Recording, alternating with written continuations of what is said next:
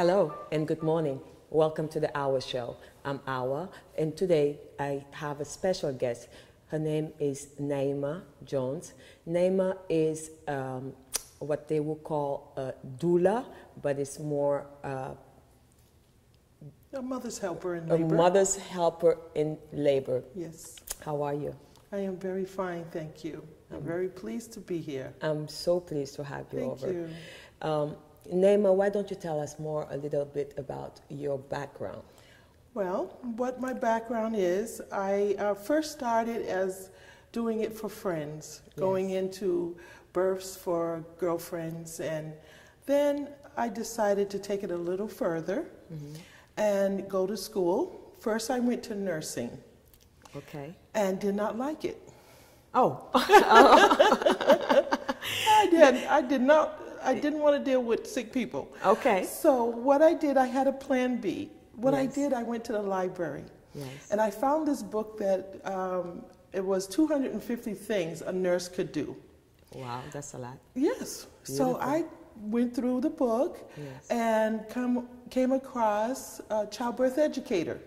Okay. And I said, that's what I want to do. Wow. And so I went to school for it. Okay. And I became certified in it. Yes. And now I have a career. Beautiful. Yes. Well, you have a beautiful career. Thank you. I mean, you help people bring life to this world. That is very beautiful work, but I'm sure very challenging. And we're having this show today because a lot of people have questions.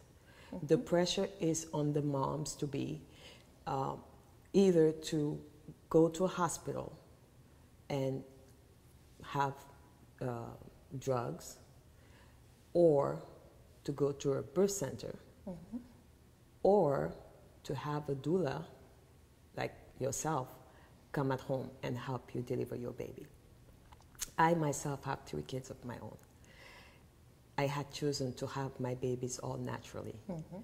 It is not easy. And it's not only it's not easy, but you don't have a lot of people helping you on making the decision. Right. So give us a few reasons, good ones, why it is just what you will recommend a mother to be, to have that choice. Great.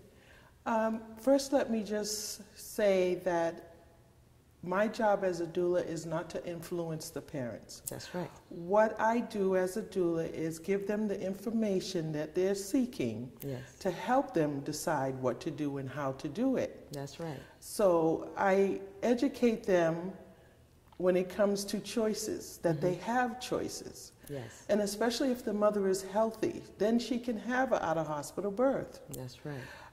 Now, I have doula in the hospital, and I work at a birth center. That is the name of it, a birth center. A birth center, as simple as that. Yes. And where is it located? And that's in Hollandale. In Hollandale. Yes. Okay. And the owner is a OBGYN. Yes. His name is Dr. Wayne DiGiacomo, and he is also married to a midwife. Yes. So he's a radical doctor. He lets us do our job. Great. As midwives and midwife assistants. So what I do is I educate the parents to let them know that they do have certain choices and that they have the right to ask questions. That's right. To find out what to do, because it is her body, her baby. That's right. That's right. Okay.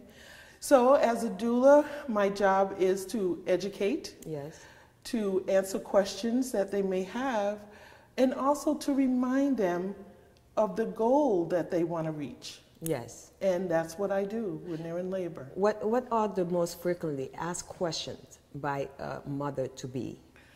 Well, you know, we tend to listen to the doctor. Yes.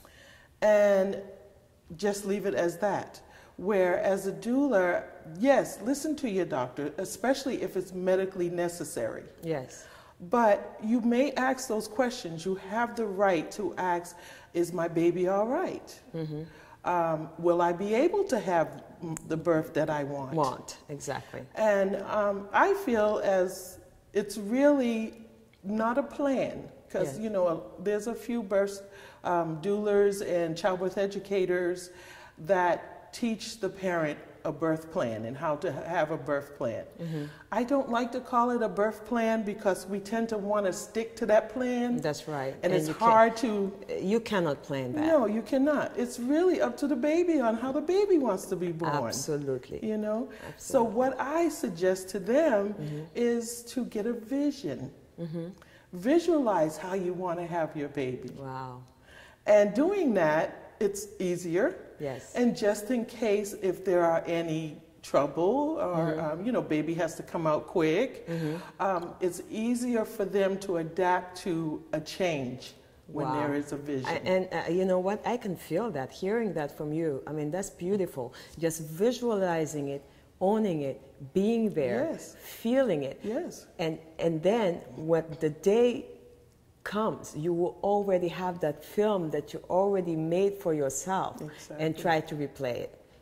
Now, when it comes to birth, pain is inevitable.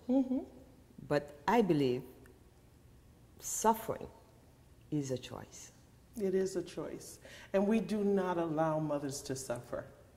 Suffering means she's contracting well, but she's not dilating. That's right. That is a form of suffering. And suffering and labor are two different words. Yes. And I just allow my moms to labor. That's beautiful. And yes, there are some times when she's not progressing. And that, like I said, it's up to the baby on how the baby wants to be born. Yes. Also, it's your body. Maybe she has too much on her mind. She's worrying about something. That's right. And she's not allowing her body to relax enough to open. That's right. To allow her to have this birth. Now, do you do any pre-work for them to just make that commitment that they would not see labor as suffering? Right, and to see the pain, to understand the pain, right. and to go like, okay, I'll be all right. Yes. What do you have planned? Well, for I'm that? also a certified childbirth educator. Okay. So they come to my classes. Oh, you give classes? Yes. Okay. Yes. And I give 4 classes, and I break them down to certain areas. Like the first class is nutrition, exercise, and sex and pregnancy. Okay. Yes, you still can have sex. Yeah, that's a question a lot of people have. Yes, a lot of people don't exactly. realize that. You know? Yeah, and or they feel uncomfortable just saying, "Wow, there is a baby in there, so I can't." Right. Okay. Exactly. And then the second class is breathing techniques and comfort measures. That's when every chair is taken in my class, because everybody wants to learn how to breathe correctly, how to get as much relaxation as possible. I have to say, I took that class. I forgot to breathe. You forgot. I'm telling you, you might forget everything you will learn previous to that birth, because it is just, sometimes you're not there. You do forget. You do forget. So when I put on my doula hat, I'm there to remind mother. Beautiful. Breathe, mother, breathe. In your nose, out your mouth. That's right. And that helps them. It doesn't take the pain away, no. But it is a distraction. And that's what a mother needs, is distraction when she's in labor. That's right, until it hits the ceiling, and then you better not distract me anymore. All right, so that's beautiful. You have this pre-work you do with the mothers. Yes. Then comes the labor. Right. You have your doula bag. Yes.